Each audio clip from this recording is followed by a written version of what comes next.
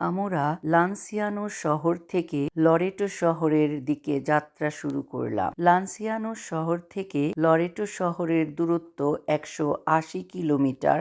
বাসে চড়ে যেতে যেতে আমাদের এই চারপাশের দৃশ্যগুলো অবলোকন করছিলাম। বিশ্বের চারিদিকের সৌন্দর্যের কিছুটা আমরা দেখে নিচ্ছিলাম। সবুজে ঘেরা পাহাড়ি উঁচু নিচু পথ, কোথাও ঢালু, কোথাও মসৃণ, আবার কোথাও খাড়া হয়ে উপরে উঠে গেছে পাহাড়। তারই ভেতর দিয়ে চলছিলাম আমরা। আবার কোথাও ছিল গভীর খাদ, আর তারই উপরের যে ব্রিজে আছে সেখান দিয়ে আমরা চলছিলাম সেই খাদের উপর দিয়ে। নিচে তাকিয়ে ভয়ে বুকটা কেঁপে উঠেছিল, কিন্তু সেই খাদেরও যে একটা মহিমা ছিল দেখে নয়ন জুড়িয়ে গিয়েছিল। আমরা এখন এখানে আছি একটা গ্রামে, লাল লাল রঙের ঘেরা গ্রাম।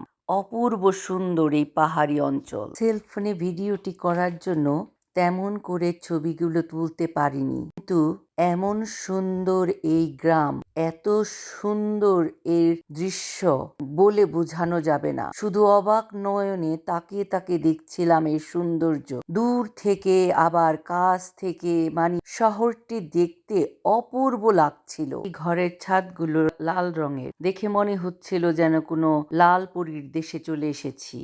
দুপুরে লাঞ্চ করার জন্য আমরা এখানকার একটি রেস্টুরেন্টের সামনে দাঁড়িয়েছিলাম।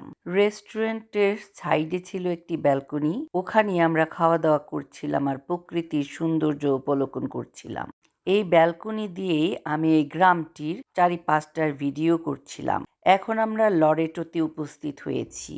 লরেটোতে পৌঁছতে আমাদের সময় লেগেছিল 1 ঘন্টা 42 মিনিট। সাইডেই আছে একটা দুর্গ, আমরা দুর্গের পাশটিতে আছি। দূরে ওই ব্যাসিলিকার গেটটি দেখা যাচ্ছে।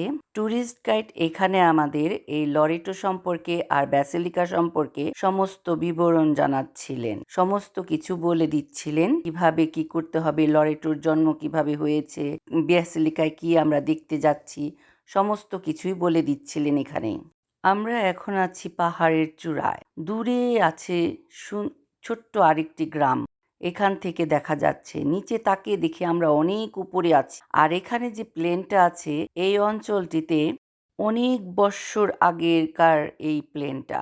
এই প্লেনটার আরেকটি সিম্বল হচ্ছে যাত্রীদের নিরাপত্তার জন্য লরেটো রানী মা মারিয়াকে পৃষ্ঠপোষক হিসেবে মানা হয়, আর তার কাছে প্রার্থনা করে সবাই উপকৃত হয়। লরেটো একটি মনোমুগ্ধকর পাহাড়ি অঞ্চল যা মার্চেস নামে পরিচিত। এই মধ্য ইতালি অঞ্চলে 10,000 লোক বসতি করে। পবিত্র ঘরটির জন্য এটি বিশ্ববিখ্যাত। আড্রিয়াটিক সাগরের সীমানায় প্রায় 8 শতাব্দী ধরে এটি একটি গুরুত্বপূর্ণ তীর্থস্থান। আমরা এখন সেই ছোট্ট দরজাটি দিয়ে ভেতরে ঢুকেছি। ভেতরে ঢুকেই দেখি তার অপূর্ব সৌন্দর্যতা আর বিরাট বড় এলাকা নিয়ে এই চার্চ। আমরা দূরে থেকে বুঝতে পারিনি যে ভিতরটা এতটা বড়। আমরা সেই চার্চে এখন ঢুকছি, লরেটোর সেই বিখ্যাত ব্যাসিলিকা।